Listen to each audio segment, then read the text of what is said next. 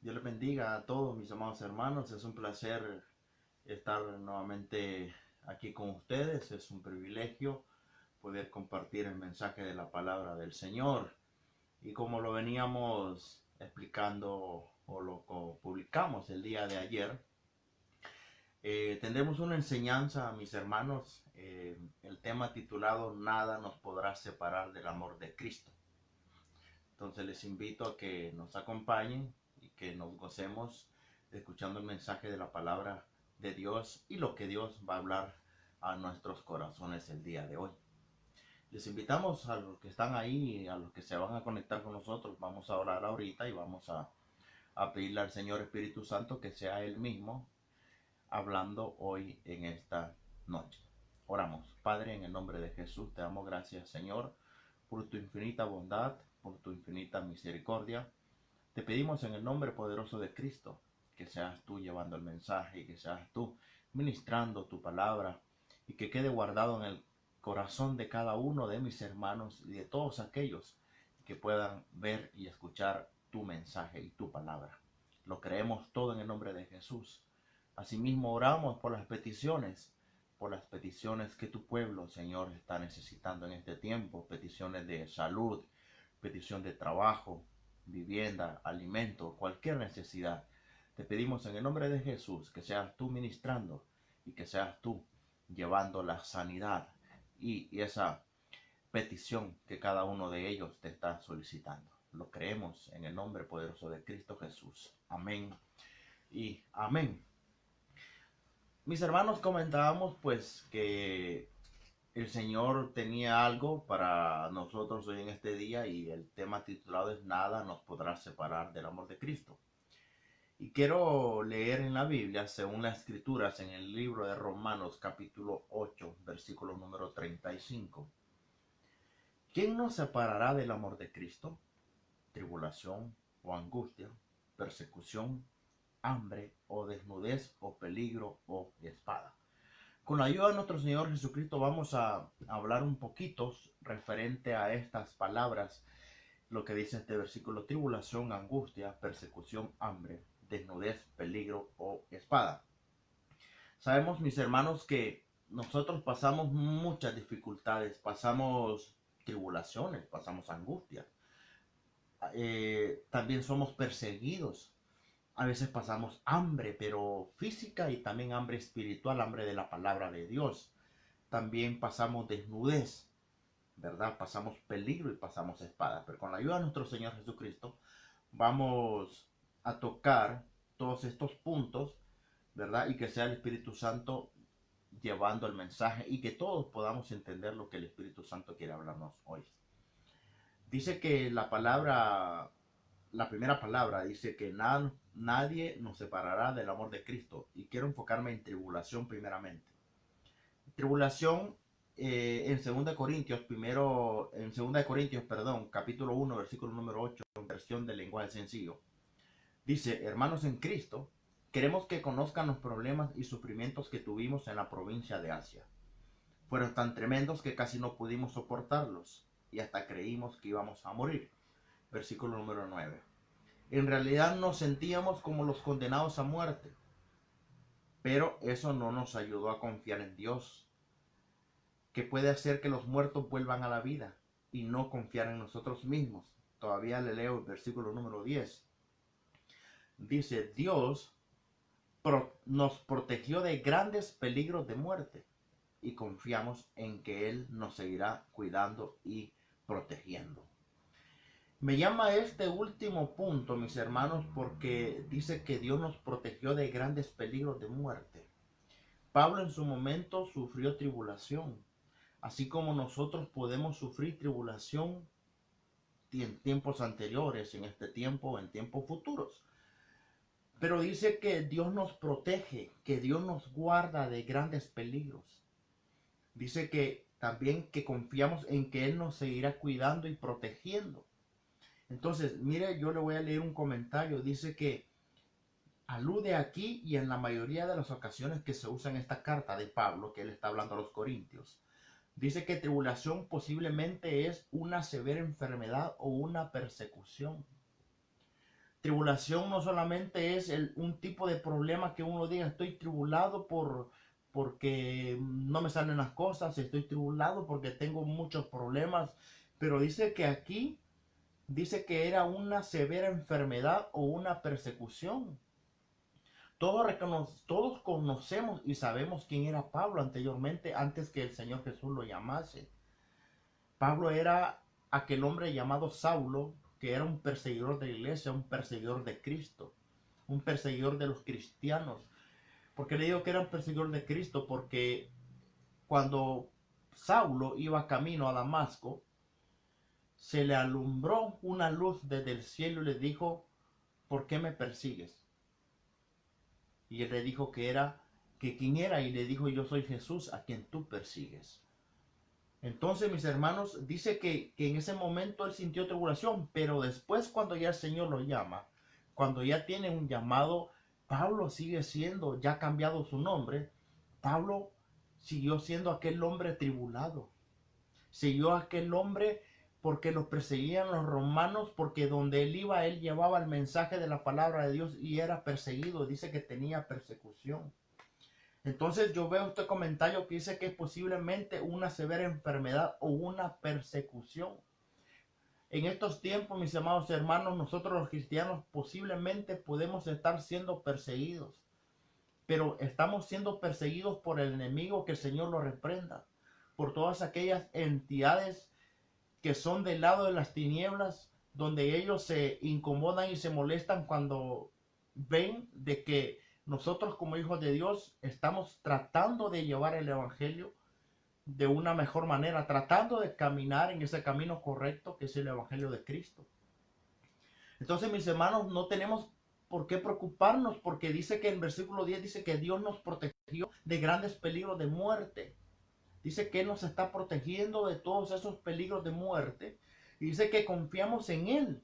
Y que confiemos en Él y que nos va a seguir cuidando y protegiendo. Entonces, miren, mis hermanos, nos enfocamos en este versículo. Y quiero seguir leyendo. Dice, posiblemente una severa enfermedad o una persecución. Dice que Pablo estaba en Asia en ese momento. Y no en el continente, sino en una provincia del Imperio Romano. En la parte occidental de la moderna Turquía. De tan gran muerte, dice este comentario, un peligro tan grande que humanamente hablando no había esperanza de sobrevivir. Entonces, miren, nosotros, como les digo y lo repito, Pablo era aquel hombre que estaba siendo perseguido por los romanos. Donde él iba a predicar, era encarcelado. Mis hermanos, pero no era encarcelado 2 días ni una semana, pasaban años, hermanos, y Pablo estaba siendo encarcelado. Entonces, ¿qué lo quiero decir con esto? ¿Cuántos años el enemigo nos viene persiguiendo? ¿Hace cuántos años nosotros estamos en tribulación? Pero sabemos que cuando el Señor Jesucristo venga por nosotros, debemos de estar listos y preparados, con vestiduras listas, resplandecientes, vestidos de lino fino, como una iglesia sin mancha y sin arruga, preparados para cuando el Señor venga. Debemos de ser arrebatados juntamente con aquellos que ya han fallecido. Porque la Biblia dice que los muertos en Cristo resucitarán primeramente y que los que estemos vivos vamos a ser arrebatados juntamente con el Señor en las nubes. Yo quiero avanzar. En el siguiente punto dice que es una angustia. Dice que les voy a hablar un poquito de David. Dice que el estremecido cuerpo de David hacía que su alma se estuviese muy turbada, lo cual es un ejemplo. Dice que es un ejemplo de los efectos de la enfermedad sobre el estado de ánimo de la gente. Y aquí comenta entre paréntesis, dice que el alma. Dice que este versículo fue citado por Jesús cuando marchaba hacia la crucifixión. Pero ese está en el libro de Juan. Permítanme, lo voy a buscar acá para leérselo. Ese libro sobre lo que habla el Señor Jesús en el libro de Juan capítulo 12, si no me equivoco, permítanme un segundito, quiero revisar. Libro de Juan capítulo 12, dice versículo número 27, se lo voy a leer.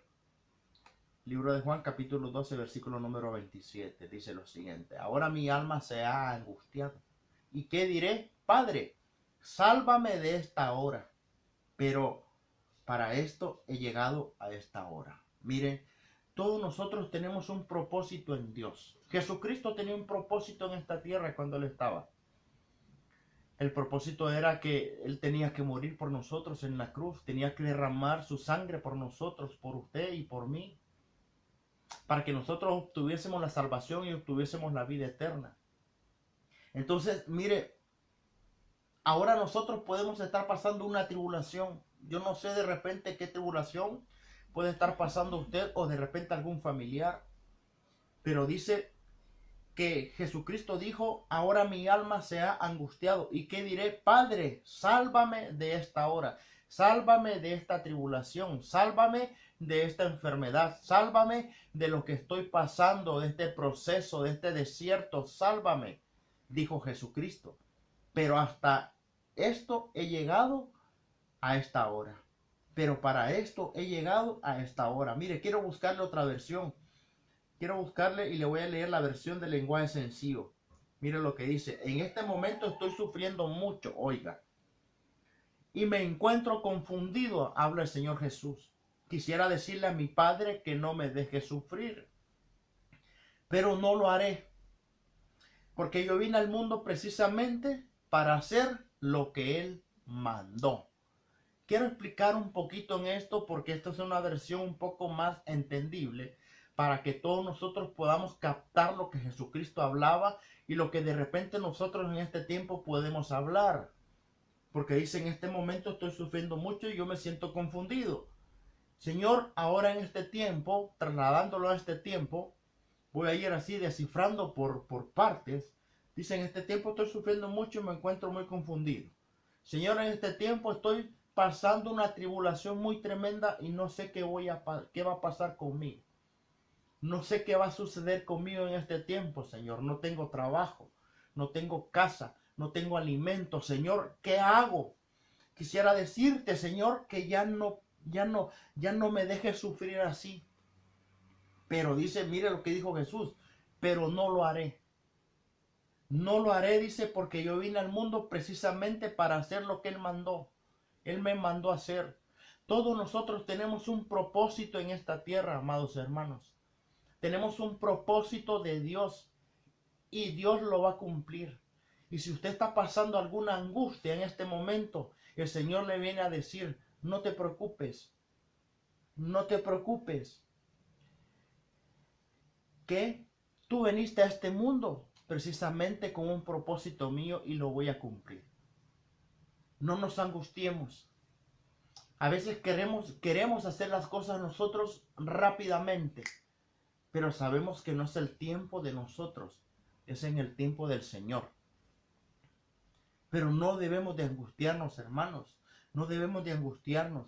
Debemos de dejarle todo al Señor, toda angustia. Señor, te entrego mi preocupación, Señor, te entrego mi problema, te entrego todo lo que está pasando alrededor mío y dentro de mi vida y dentro de mi familia. Y dice que Dios le va a consolar y le va a decir, el propósito yo lo voy a cumplir en tu vida. No te desesperes y no te preocupes porque yo lo voy a hacer. Mire, le quiero leer en base a la Biblia también en el libro de Salmos capítulo 6 versículo número 1 y versículo número 3 en la Biblia del lenguaje sencillo. Dios mío, tenme compasión. No me reprendas cuando estés enojado, ni me castigues cuando estés furioso. Pues ya no me quedan fuerzas. Devuélveme la salud porque todo el cuerpo me tiembla. Mire lo que dice el versículo número 3. Dios mío, estoy muy tembloroso. ¿Cuándo vendrás a mi ayuda? Vuélvete a mirarme y sálvame, porque tu amor, por tu gran amor, te ruego que me salves.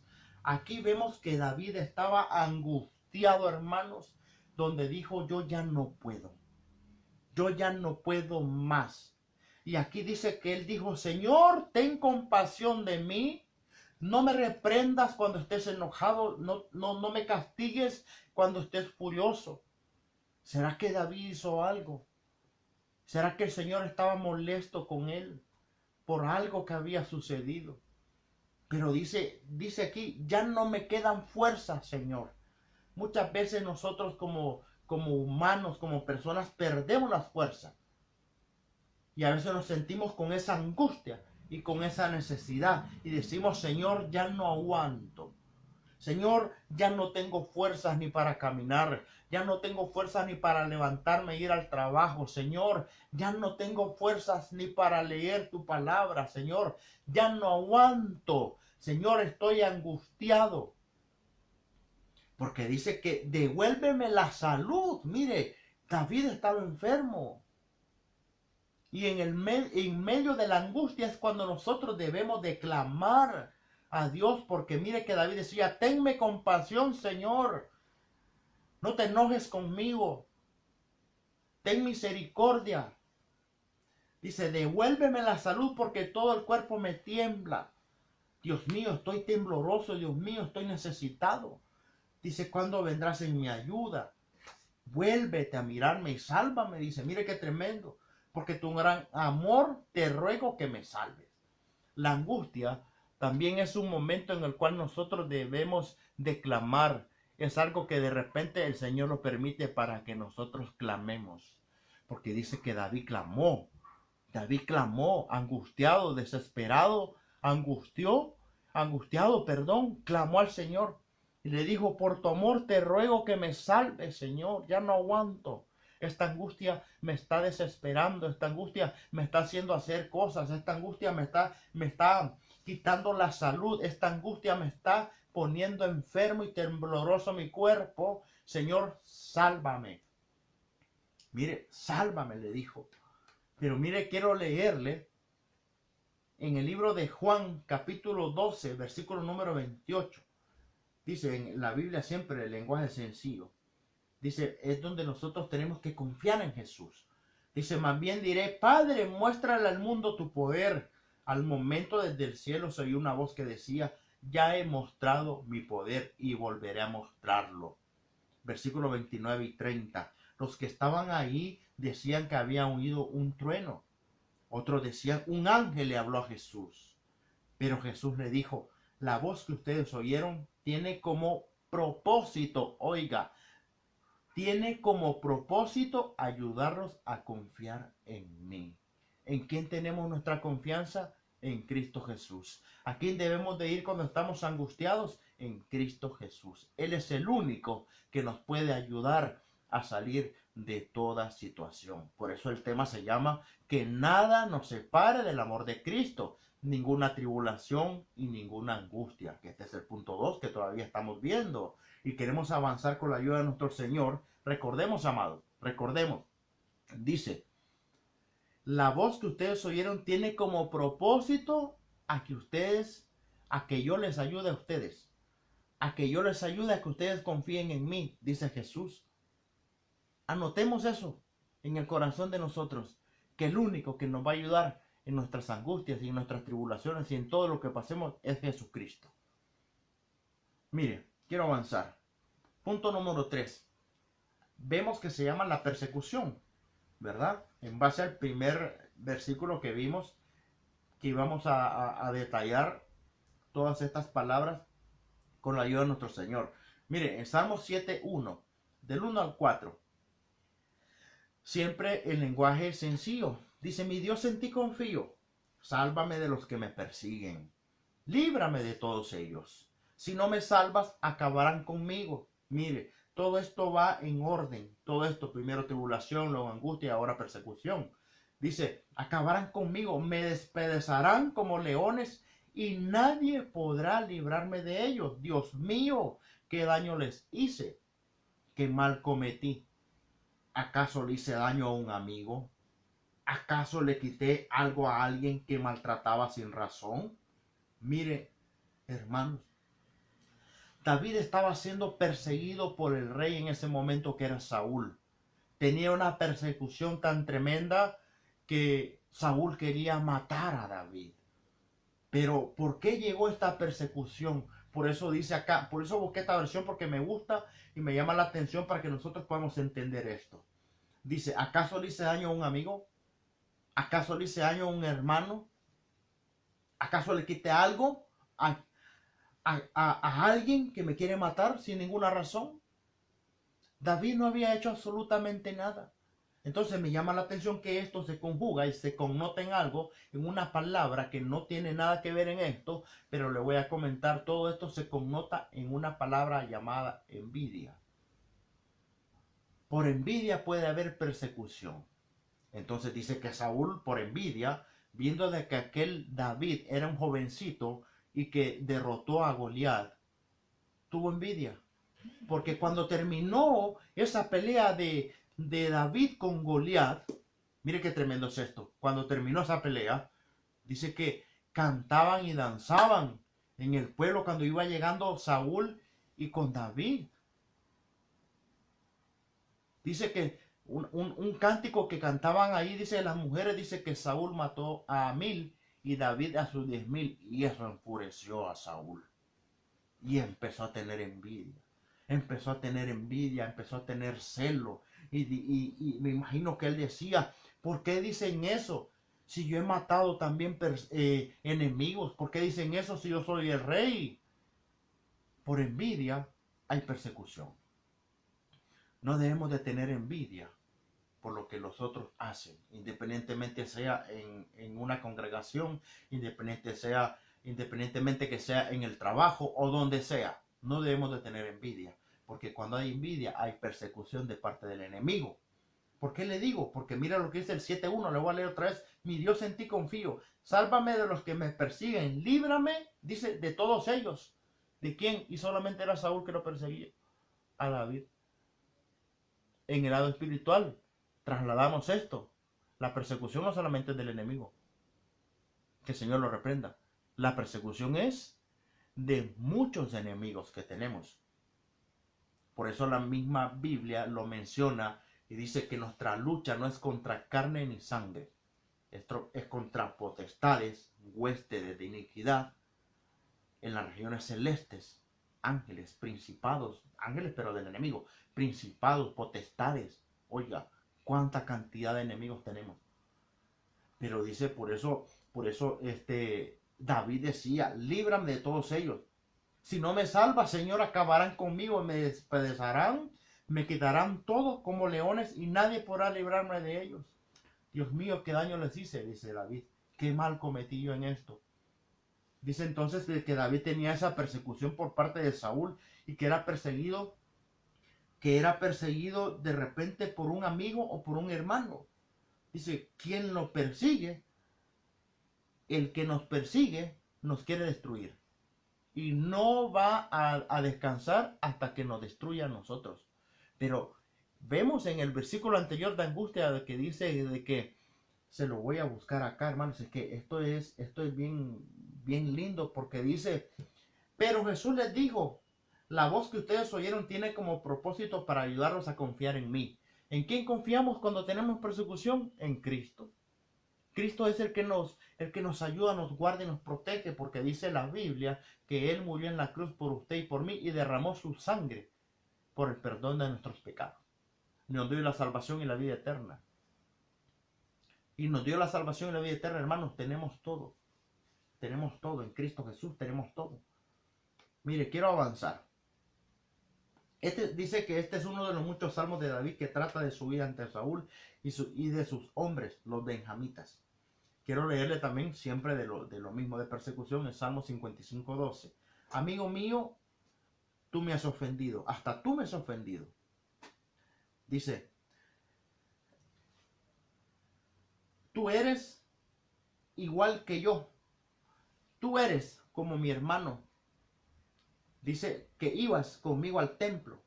Si otro me hubiera insultado, lo podría soportar. Si otro me hubiese humillado, lo podría esconderme de él. Entonces, mire qué tremendo es esto. Mire qué tremendo y hermoso también es esto. Porque aquí está hablando David. Dice, amigo mío, hasta tú me has ofendido. Tú eres igual que yo. Tú eres como mi hermano. Dice, tú eres como mi hermano. Y que ibas conmigo al templo. Oiga, me llamó la atención esta versión cuando dice, ibas conmigo al templo. Si otro me hubiera insultado, lo podría soportar. Si otro me hubiese humillado, lo hubiese soportado también. Y hasta podría esconderme de él. Pero de un hermano, mire qué tremendo esto. Dice que hay persecución dentro de las congregaciones. ¿Por qué? Por envidia. Porque Saúl tenía envidia de David. Pero en el nombre de Jesús se va a erradicar la envidia ahora. En el nombre de Cristo. Si usted me está viendo y me está escuchando, quiero que me acompañe en oración. Quiero que me acompañe en oración ahorita porque siento en mi corazón poder hacerlo de parte del Señor. Oramos, Padre, en el nombre de Jesús, Señor Espíritu Santo. Te pido, mi Dios, que tomes el control de tu pueblo. Señor, quita toda envidia, quita y erradica de raíz toda envidia de tu pueblo, Señor. Te lo pido en el nombre de Jesús. Te pido que los cubras de gran manera, Señor, y que los protejas. Y que el enemigo no tiene parte ni suerte en ellos. Te pido que los guardes y los protejas, porque ellos son tus ovejas. Tus ovejas, Señor, y tú eres el pastor. Te lo agradecemos infinitamente, Padre. Gracias. En el nombre poderoso de Cristo Jesús. Amén y amén. Quiero seguir acá, mis hermanos. En el siguiente punto dice que es el hambre. Quiero leer la Biblia de las Américas en el libro de Lamentaciones, capítulo 4, versículo número 9. Dice, más dichosos son los que mueren a espada que los que mueren de hambre, que se consumen extenuados por la falta de los frutos de los campos. Miren, esto es por la falta de los frutos. El hambre no solamente es física, sino que es hambre espiritual. Cuando una persona no está dando frutos, se puede notar. Cuando una persona está dando frutos, se puede notar. Entonces, tenemos que dar frutos dignos de arrepentimiento, porque nosotros también somos comida para el enemigo. Cuando nosotros estamos en pecado, sabemos, hermanos, y eso lo conocemos muy bien, que dice que el pecado nos alcanza, no que nosotros alcanzamos al pecado. Porque la misma Biblia lo menciona también, dice que nosotros tenemos que huir del pecado. ¿Verdad? Entonces, si lo vemos de este ángulo, porque aquí en este versículo le podemos mostrar muchos ángulos, pero si lo estamos viendo de este ángulo, dice que es por falta de fruto. Una hambre por falta de fruto, una hambre de la palabra de Dios, una hambre inclusive física. Y es cuando vemos la situación más difícil. Quiero leerles en el libro de Habacuc, capítulo 3, versículos 17 y 18. Dice la palabra así: aunque le hieran noches brotes, ni haya fruto en las viñas. Oiga, aunque falte el fruto del olivo, y los campos no produzcan alimento, aunque falten las ovejas del aprisco, y no haya vacas en los establos, con todo me alegraré yo en el Señor. Me regocijaré en el Dios de mi salvación. El versículo que les leí, les hice ver un poquito con la ayuda de nuestro Señor sobre lo que es el hambre, pero ya espiritual. Pero aquí vamos a meternos en el lado físico. Entonces, dice, aunque ni hieran noches brotes ni frutos en las viñas, aunque falte el producto del olivo, aunque falte el alimento en casa, aunque no tengamos en nuestra canasta básica el alimento, y los campos, dice, no produzcan, aunque falten las ovejas del aprisco y no haya vacas en los establos, con todo me alegraré yo en el Señor. Hermanos, ¿qué nos quiere decir esto? Me regocijaré en el Dios de mi salvación.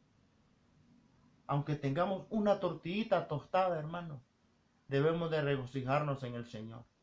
Una tortillita tostada con sal, hermanos, riquísimo. Debemos de darle gracias al Señor. Debemos de regocijarnos, cantarle de alegría. Señor, gracias por estos alimentos. Gracias, Señor, porque tú nos bendices. En cuanto usted tiene una tortilla, otra persona no tiene nada que comer. Un ejemplo lo podemos hablar un poquitito. De repente en nuestras casas, en nuestros hogares, nuestra familia, nuestras esposas nos dice, o nuestras madres nos dice, hijo, vení a comer, o amor mío, esposo mío, vení a comer. Ya nos pone la comida y decimos, no, esa comida no me gusta, yo quiero esto y yo quiero lo otro. Empezamos a renegar. Pero mire, dice, con todo yo me alegraré en el Señor, me regocijaré en el Dios de mi salvación. Gocémonos, hermanos, aunque tengamos hambre. y solo tengamos una cosa que comer, gocémonos en el Señor. Gocémonos en el Dios. Porque dice que el gozo del Señor es nuestra fortaleza, hermanos. En medio de esa debilidad, el Señor se manifiesta. En medio de esa debilidad, el Señor se va a perfeccionar. Le voy a comentar un ejemplo de alguien y después le voy a comentar un ejemplo mío. Yo comentaba con un ministro de un país y me decía que él pasó una dificultad tremenda, hermanos. Tenía 7 hijos. Él tenía 7 hijos, pero dice que no tenía nada que comer. Y hasta el gas se le había ido se le había gastado ya para cocinar. Lo único que tenían. Y que no tenían nada que comer. Dice que los hijos le pedían, papá tengo hambre, papá tengo hambre. Qué difícil es, hermano. Una situación que nuestros hijos nos digan que tienen hambre y que no tengamos nada que darles a ellos para que coman. Pero mire, el punto es de que dice que no tenían nada que comer y él se regocijó con la esposa. Se regocijó, se alegraron y le dieron gloria a Dios. Empezaron a cantar, empezaron a gozarse en el Señor. Y dice que en cuestión de minutos, hermanos, en cuestión de minutos, dice que alguien llegó a la puerta. Obviamente que los conocía, le tocó la puerta y le dijo, fíjese que el Señor me ha dicho que ustedes están pasando una necesidad y que aquí tienen esto para que compren y hagan comida. Mire, hermano, qué hermoso y maravilloso es esto, lo que el Señor hace cuando nosotros nos gozamos en Él, cuando nosotros nos maravillamos de las cosas que nos suceden. Entonces, ¿qué hubiese pasado? Que ellos hubiesen empezado a murmurar, hubiesen empezado a decir que no tenemos esto, que no tenemos lo otro, ¿qué pasa, Señor? Ayúdanos. Pero empezaron ellos a lo contrario, pero favorable. Empezaron a regocijarse en el Señor. Empezaron a regocijarse porque dice este versículo de Habacuc 3:18, con todo yo me alegraré en el Señor y me regocijaré en el Dios de mi salvación. Y de ahí le vino la provisión, hermanos. Ahí le vino la provisión a ellos. Entonces, mire, la palabra gozaré en el Strong se dice Gil, que es la 15:23, y regocijarse es estar feliz o alegre. Hermanos, ¿es feliz usted? ¿Es alegre usted con lo que tiene? Corrijo, somos felices y alegres con lo que tenemos. Porque dice que la palabra Gil encierra la idea de danzar y saltar con gozo. Danzar y saltar con gozo, me dice, ya que el verbo originalmente significa dar vueltas rápidamente. Hermanos, mire qué tremendo. La palabra gozaré es regocijarse, estar feliz o alegre. Y dice que entonces la palabra Gil dice que encierra esta palabra que es danzar, saltar de gozo y de alegría por lo que usted tiene, por lo poquito que usted tenga. Gócese, porque el Señor se los va a multiplicar, hermanos. El Señor nos lo va a multiplicar a todos. Gocémonos, porque el gozo del Señor es nuestra fortaleza.